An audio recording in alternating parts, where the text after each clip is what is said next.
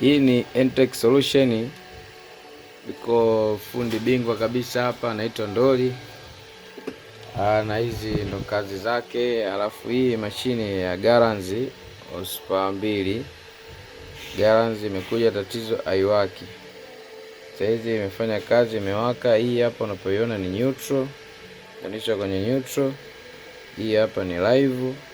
Hii inaenda kwenye outdoor ambayo inawasha compressor kama unavyoona hapa. Hii live wameandika, hii hapa rondia.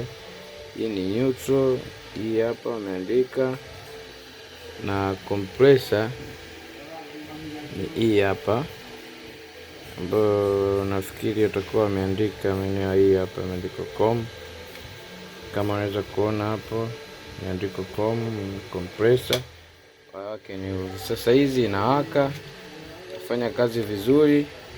Hatua inayofuata saizi tunawasha. Hii ndio power button.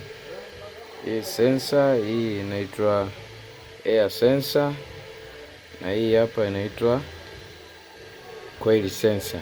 Kwa hiyo hapa kadi yetu imekamilika. Hii display na hii ndio control board, ina control kila kitu. Hapa tunavyoona ina speed 3, low, high.